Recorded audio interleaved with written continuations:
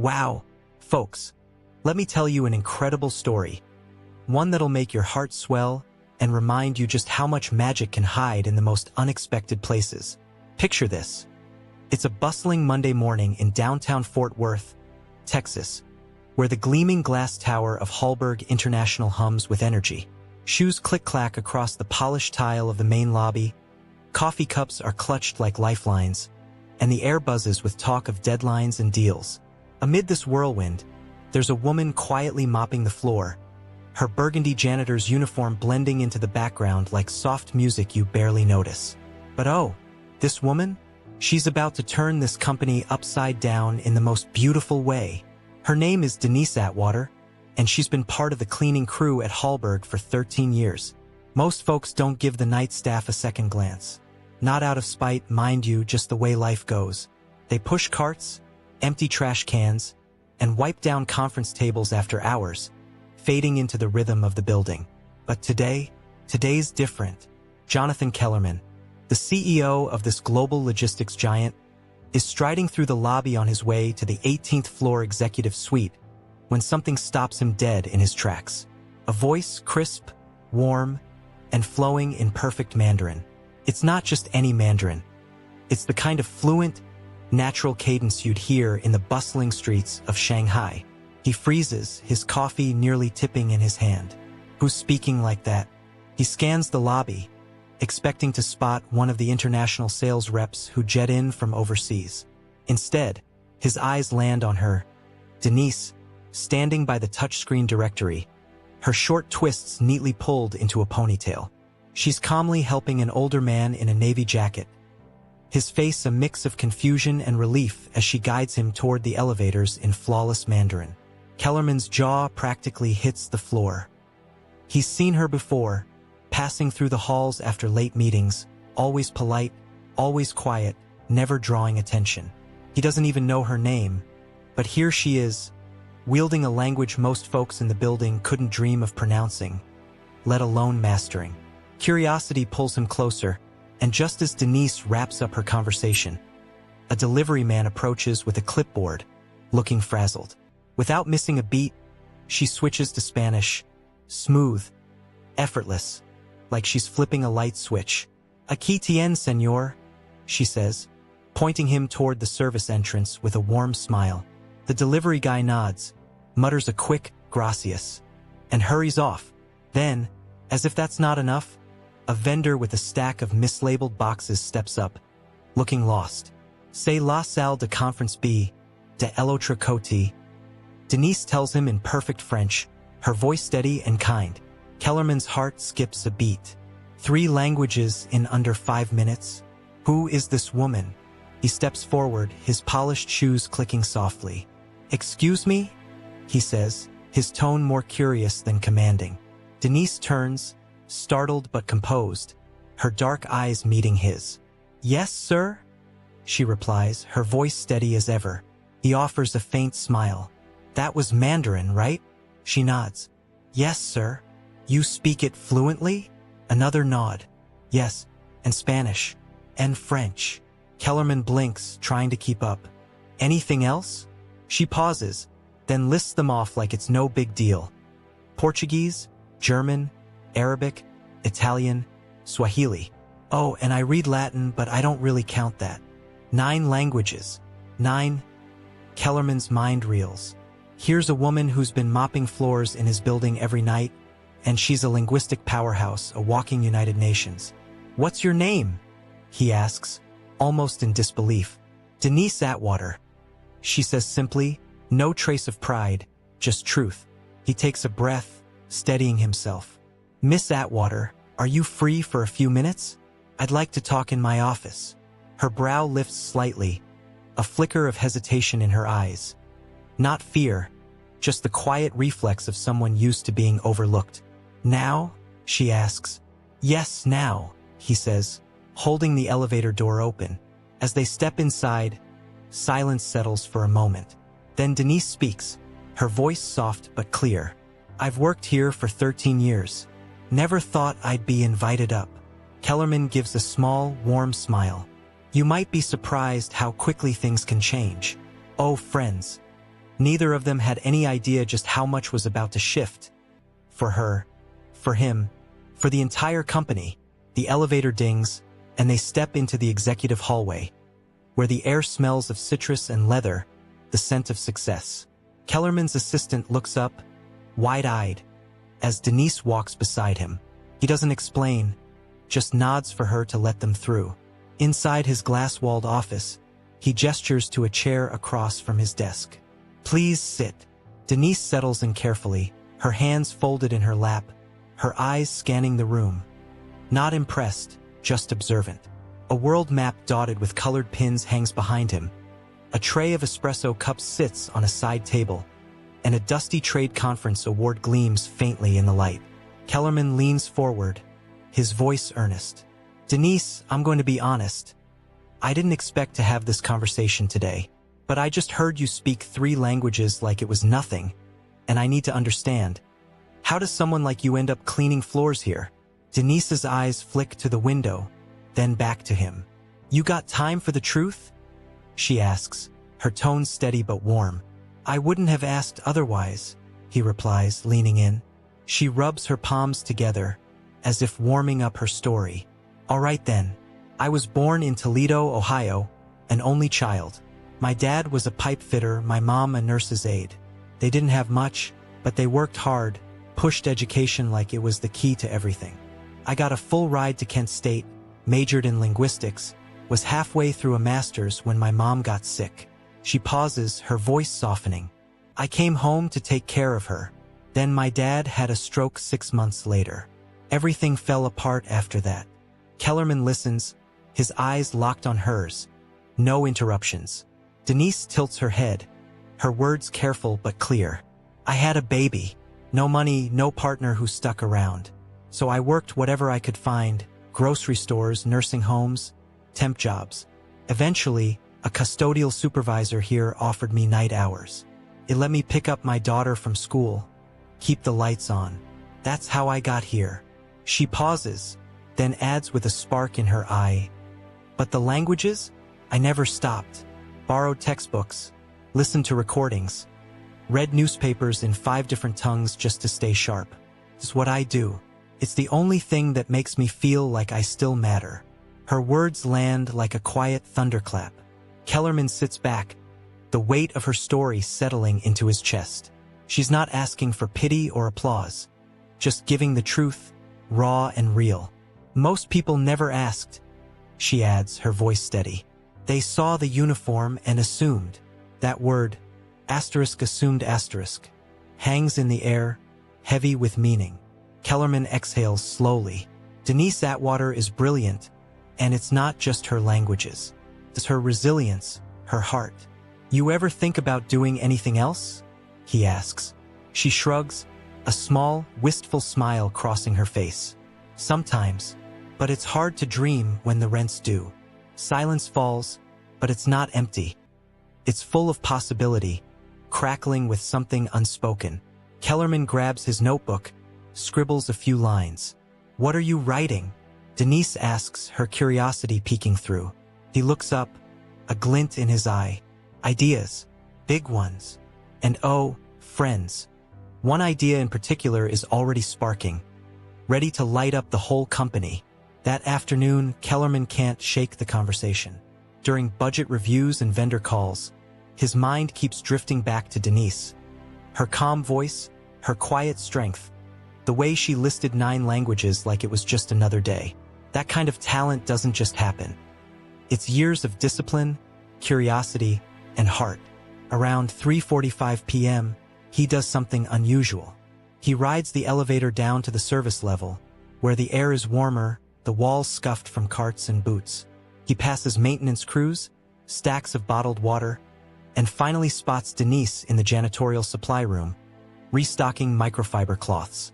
"Mind if I bother you again?" he asks, stepping inside with a grin.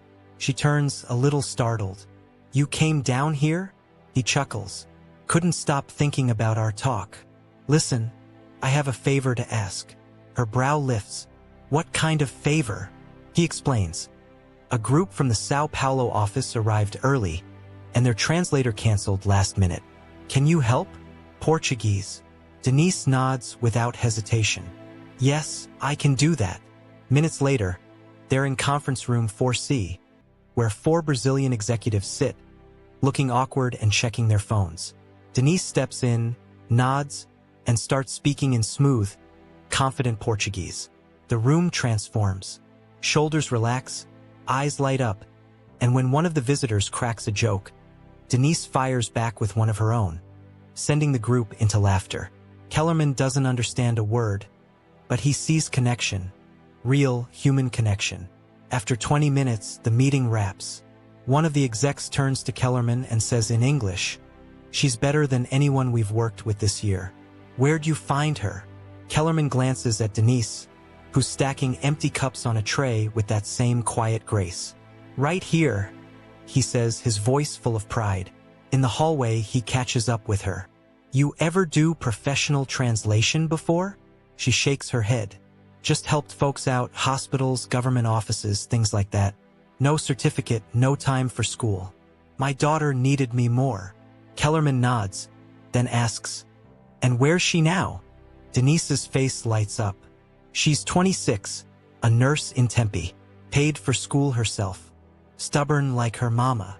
They both laugh, and for a moment it's not CEO and janitor, just 2 people sharing a slice of life. Back on the service level, Denise clocks in for her shift. She's got 2 more floors to clean before the night's over, but as she walks away, she says something that sticks with Kellerman. "I didn't do anything special today." He raises an eyebrow, grinning. "That's not how it looked to me." She flashes a small smile and heads off, leaving him standing there, wheels turning in his mind. That night, Kellerman sits in his car, staring at the dashboard. He thinks about the pressure to grow the company, the investor meetings, the endless talks about diversity and untapped talent. All this time, they've been scouring the globe for new blood, when the real gold was right here, mopping floors under their noses. The question isn't just what to do about Denise, it's what to do about a system that lets brilliance like hers go unnoticed. And friends, that's when the real magic starts to happen. The next morning, Denise's badge beeps at the wrong time. She's wiping down the east lobby when her supervisor, Ron, taps her shoulder, looking a little puzzled. "Hey, Denise, Mr. Kellerman wants to see you again." She blinks, wiping her hands on a towel. "Did I do something wrong?" Ron shakes his head. "He didn't say, just told me to send you up." As she rides the elevator, heads turn. People whisper. A receptionist flashes a knowing smile. Something's brewing, and Denise feels it, even if she doesn't know what. In Kellerman's office, he's standing by the window, sipping black coffee and gazing at the Fort Worth skyline. "Come in," he says, turning with a warm smile. Denise stands by the door, her hands clasped. He sets his mug down and gets straight to it. "I've been thinking about talent waste, how many people never get a shot. Not because they're not good, but because nobody looks twice." Denise stays quiet, her eyes steady. She's heard big promises before. She's not one to trust easy praise. "I want to create a new position," Kellerman continues, his voice brimming with excitement. "Something this company needs, even if we didn't know it. Cultural liaison for international affairs. Someone who speaks the languages, reads between the lines, handles visitors, vendors, documents, all the global touchpoints we keep tripping over." Denise's mouth opens, but no words come out. He leans forward, his eyes bright. "You're qualified, probably more than most of our leadership team, honestly. You proved it yesterday with grace, patience, and brains." Her eyes narrow slightly. "This real?" she asks. "As real as it gets," he says, his voice firm but kind. "I don't have a college degree," she points out. He waves it off. "You've got something better. Lived experience, commitment, and fluency in 9 languages. You think I care about a piece of paper?" She shifts her weight, still unsure. "Why me?" He looks her square in the eye. "Because I watched you solve 3 problems in 3 languages before 9 a.m. yesterday. And because I'm tired of walking past people like you. People doing twice the work for half the credit." Denise crosses her arms, her voice steady but soft. "You know what people are gonna say." Kellerman shrugs, a playful glint in his eye. I don't care. She lets out a slow breath. I've never had an office job. Never had a title. You'll learn fast, he says. I don't have a wardrobe for this kind of thing. He grins. I'll have HR send a clothing stipend. She gives a dry chuckle. You thought of everything, huh? I'm trying, he says, his tone warm and genuine. A long pause stretches between them. Then Denise asks softly, what about my shift downstairs? Who replaces me? Kellerman's smile widens. We'll find someone, but no one can replace you. She looks down at her hands, then back at him, her eyes glistening but strong. You sure this isn't some kind of favor? He shakes his head. This is overdue recognition. She bites her lip, blinks back tears, and nods. All right then, she says, her voice firm. Let's see what I can do. They shake hands, and friends, it's not just a handshake. It's a moment that rewrites history. By Wednesday, the news spreads faster than wildfire. Denise Atwater, the janitor from the night shift, is now a cultural liaison at the executive level. Whispers bounce from cubicles to conference rooms. Some say she's a secret government agent. Others think Kellerman's just checking a diversity box. In the staff lounge, 2 marketing assistants huddle over their salads. I've got a master's in international business. One mutters. I've been waiting 2 years for a promotion. And this lady was scrubbing floors last week. Her friend shrugs. Maybe she knows something we don't. The grumbling simmers in boardrooms and Slack channels. A mix of resentment and confusion. People aren't used to someone leaping from the service level to the 12th floor. Denise feels the stares as she steps into her new office. A modest space with a desk, a plant, and a computer she hasn't touched yet. To her, it's another world. HR hands her a clothing stipend, a new badge, and a stack of paperwork. She asks to keep her old janitor's uniform, not to wear, but to remember where she came from. That afternoon, Victor, head of international operations, strides in with a clipboard and a tight smile. So, you're the new liaison, he says, his tone polite but sharp. Denise looks up, unfazed. That's what I'm told. He doesn't sit. You have experience in corporate environments? She smiles. Only from the outside looking in. He doesn't laugh. I've got reports from Italy, contracts from Dubai, and a vendor issue in Sao Paulo. Think you can manage? She stands, her voice calm but firm. I'll need a few hours to review, but yes. Victor drops the folder on her desk and walks out, leaving a chill in the air. That night, Kellerman stops by her office, his grin wide. How's day one? She leans back, exhaling. I've had worse. He chuckles. Victor give you a hard time? She shrugs, a spark in her eye. He doesn't scare me. Then she pauses, her voice softening. Can I ask you something? Why now? Why me? You could have just given me a bonus and kept moving. Kellerman leans against the doorframe, his tone warm. Because I saw myself in you. I wasn't a janitor, but I was overlooked. My dad fixed cars in a nowhere town. I worked 3 jobs through college. People thought I didn't belong in rooms like this. Denise nods slowly. Now you're the one deciding who gets in. He smiles. Exactly. She glances at the files on her desk, her voice quiet but firm. I'm nervous. Good, he says. Means you care. She looks up, a question in her eyes. People are gonna hate this. He shrugs, his grin unwavering. They'll get over it. Or they won't. Either way, we're moving forward. As he leaves, Denise sits in her office, the weight of her journey settling in.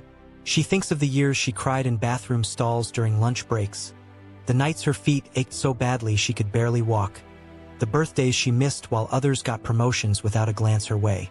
She opens her desk drawer, places her old badge inside, and whispers to herself, "You got this." By Friday, her nameplate is mounted, Denise Atwater, Cultural Liaison, International Affairs. It's official, permanent, and oh so real. Kellerman sends a company-wide email, short and clear, explaining her role, her background, and her value. He doesn't call it charity. He makes it clear she's the best person for the job, period. But the noise doesn't stop. Some managers grumble. Others soften when they see her in action. Denise navigates calls with foreign clients like a pro, corrects mistranslations and contracts that saved the company thousands, and does it all with quiet grace. On Monday, she joins a meeting with a Moroccan delegation, speaking fluent Moroccan Arabic. The room shifts, people lean in, they listen, because when someone speaks your language, you feel seen.